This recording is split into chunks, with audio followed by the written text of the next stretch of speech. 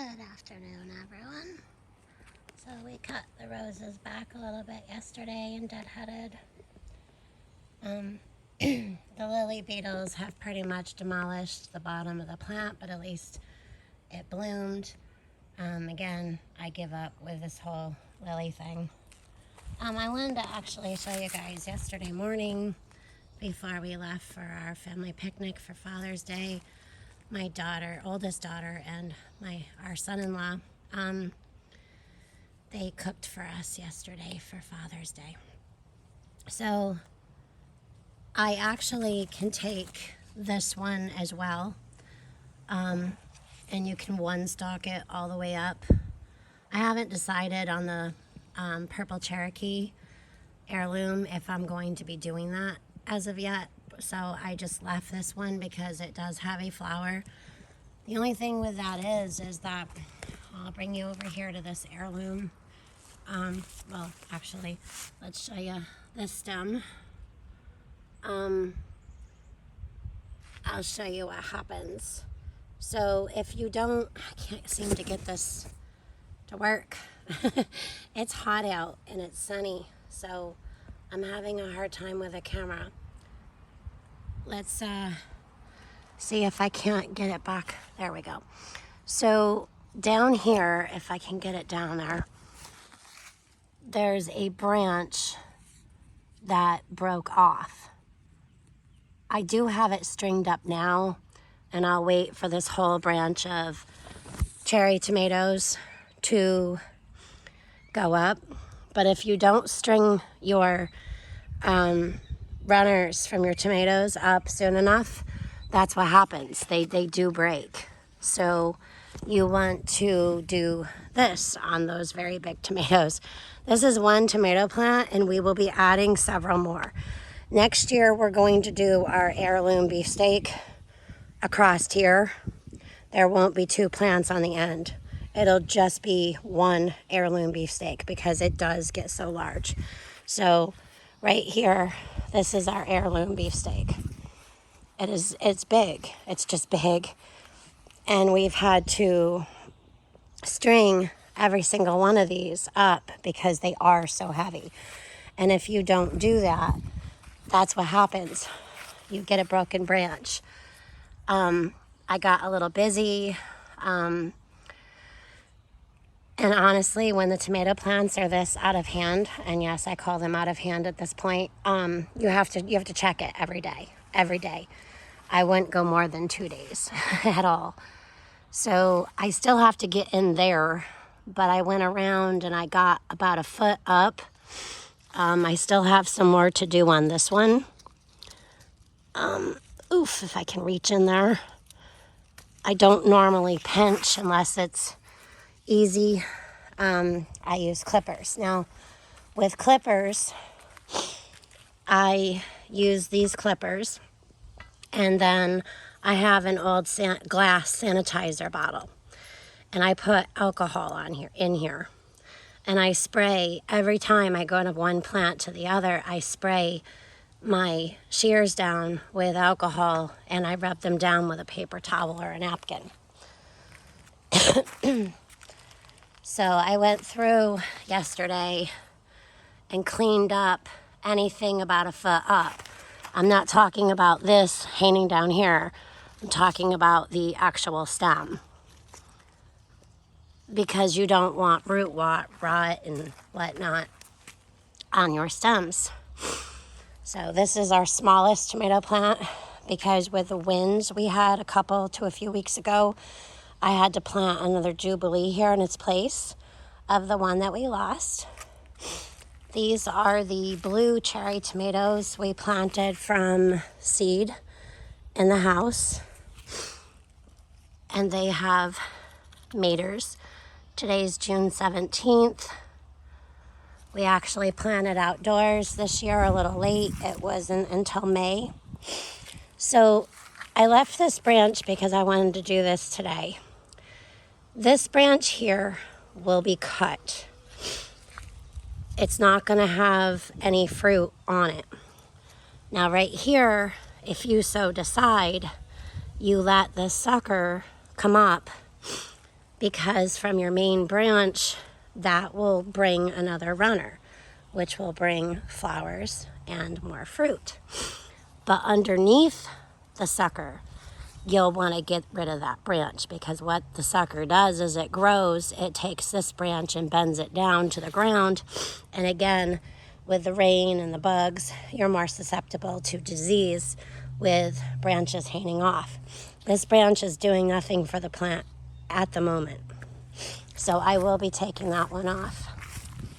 I hope this is helping anyone that has any questions. I got a spoon down there that says Jubilee. Again, these are blue cherry tomatoes on this side. And in the middle here is Jubilee.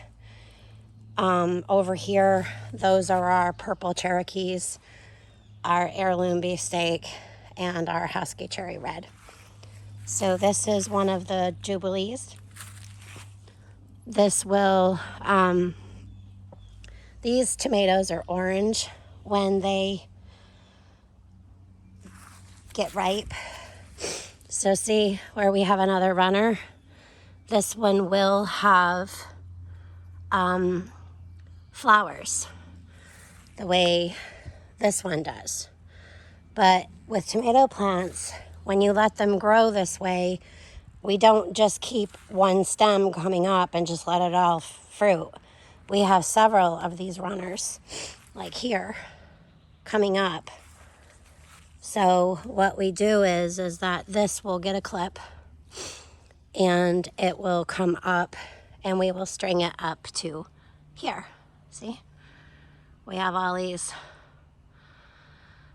strings. Yep. So, but yeah, the tomatoes are getting pretty big. Looks like this one's got a little bit of something, but I will leave it to see. But yeah, we have tomatoes all the way down. That one's pretty big. We have tomatoes all the way inside. And another reason I like to, see, I still have more to do. The yellow leaves down here. I still have a lot more to trim off. This one needs to go. Those ones need to go. I didn't get on the inside yesterday of this plant. So this plant will be still needing to get trimmed. This one here needs to get trimmed. But you want to trim everything about a foot up. And that helps with the wind airflow as well. We've already gotten 2 cucumbers. I know that we have more growing. It's exciting year for cucumbers already. Yeah, see, we got some growing here. And I think we had another couple of them growing in here. I don't know what is going on here. It looks like it's trying to grow back in. Oh boy, that ought to be fun to get out of there. So we'll see with that.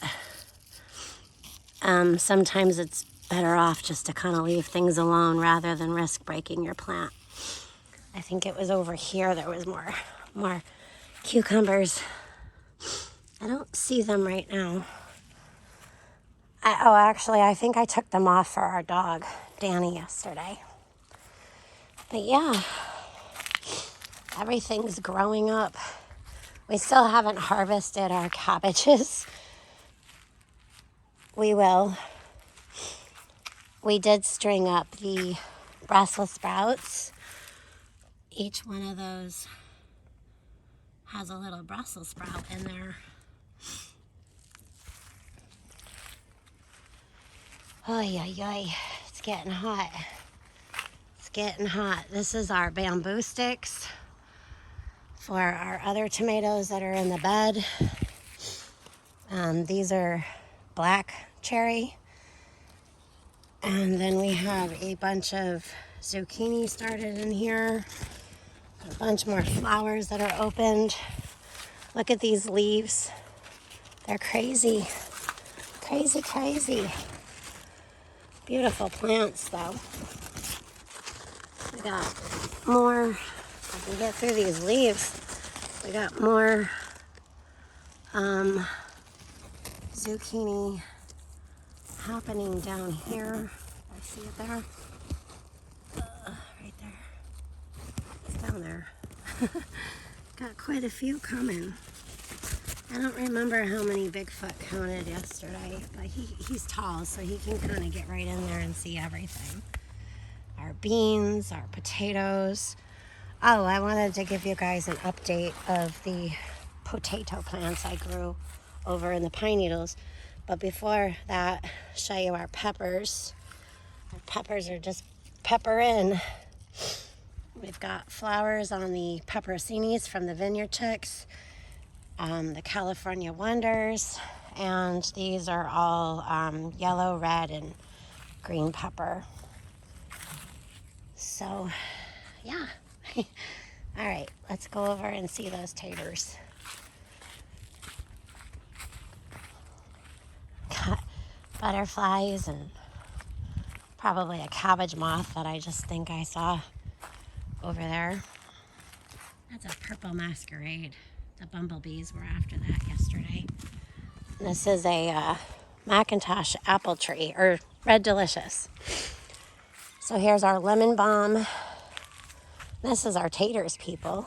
Remember that? What was it, about 2 weeks ago now? We planted taters in here just to kind of see how it went. So those are doing really well. And then over there in the bed where the tomatoes were already growing, I planted more that same day in between.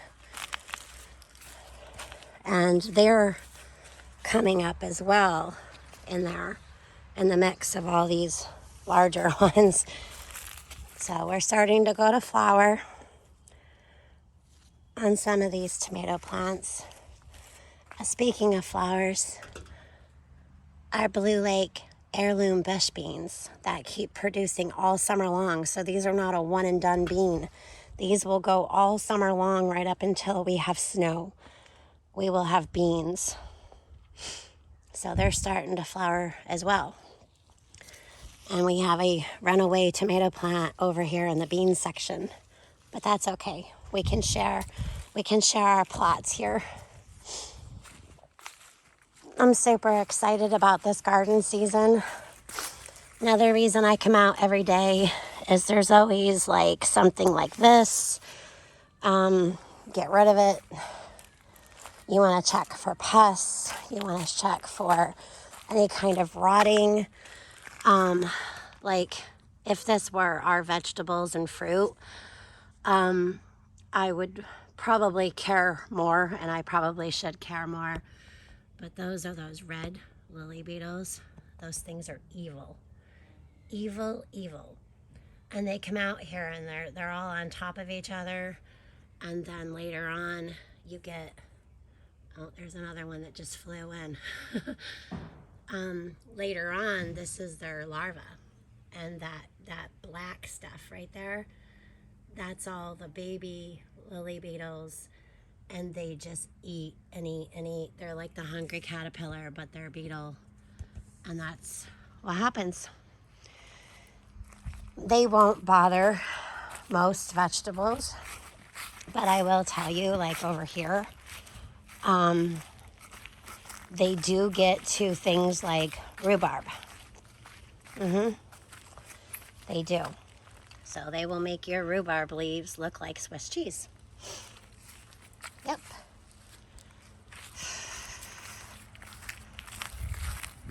So not last year, the year before, we planted a bunch of wild raspberries out here.